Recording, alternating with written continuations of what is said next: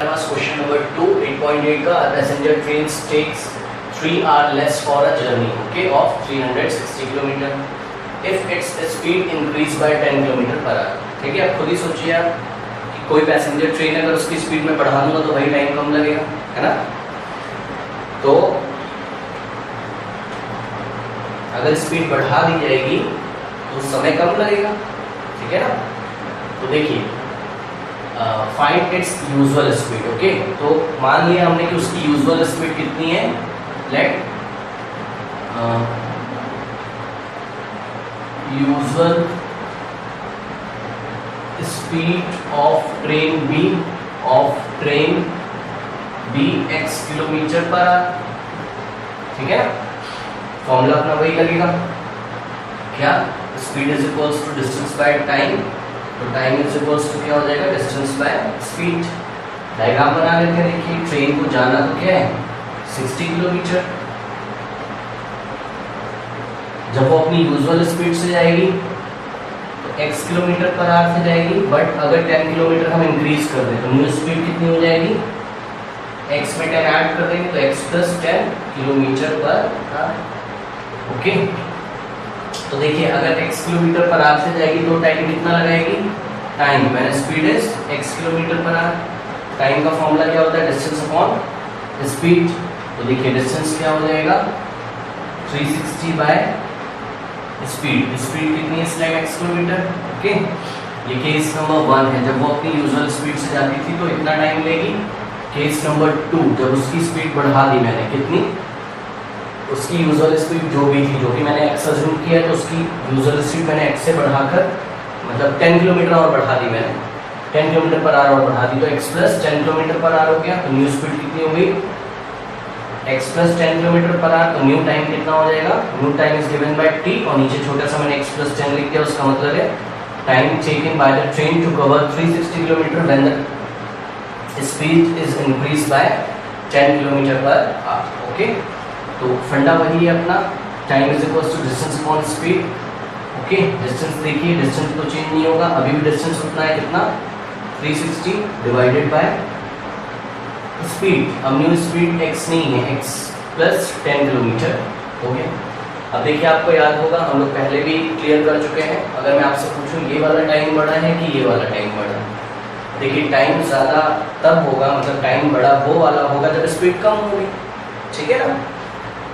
देखिए because time जो है वो इन्वर्सली रिलेट कर रहा है किससे, स्पीड से. भाई 360 तो इसमें भी आ रहा है, 360 इसमें. अगर आप इसको छुपा लें तो जिसमें डिनोमिनेटर बड़ा होगा उसका टाइम कम होगा, जिसमें डिनोमिनेटर छोटा होगा उसका टाइम बड़ा होगा. ठीक है ना, डिनोमिनेटर बड़ा टाइम कम, डिनोमिनेटर छोटा टाइम बड़ा. तो इसका मतलब कि जो tx है it is greater than tx plus 10.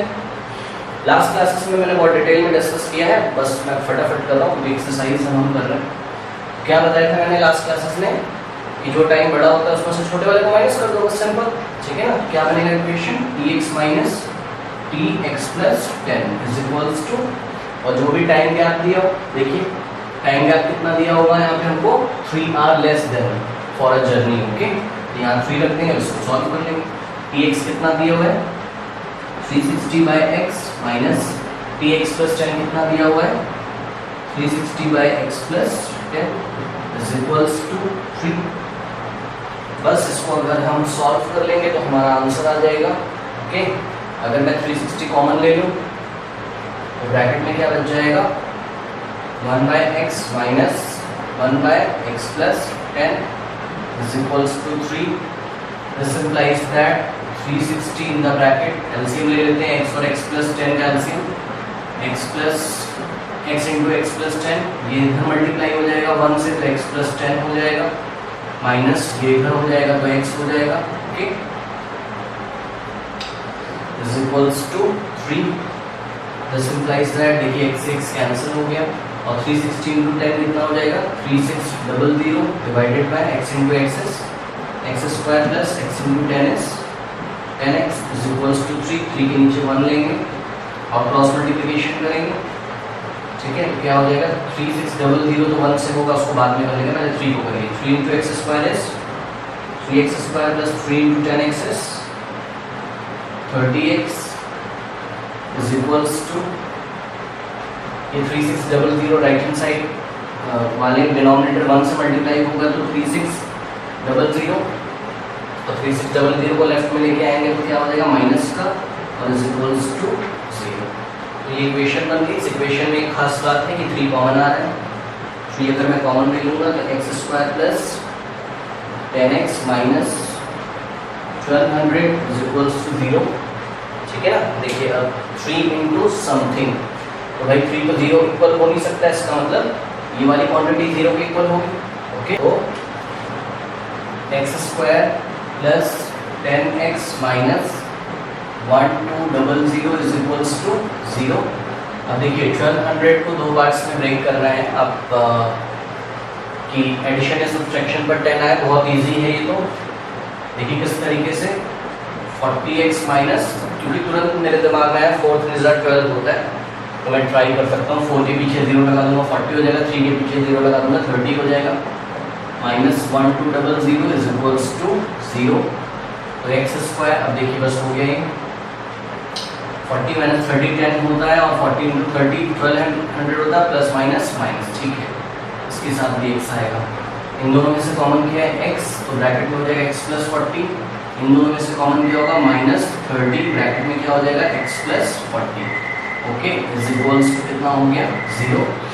तो ये हो जाएगा x plus 40 into x minus 30। Okay, is equals to 0। देखिए या तो x प्लस 40 0 होगा, x माइनस 40 आ जाएगा, जो कि पॉसिबल नहीं, स्पीड नेगेटिव नहीं हो सकती है। x माइनस 30 0 होगा अगर, तो x इज इक्वल्स टू कितना आ जाएगा प्लस 30 किलोमीटर पर आवर।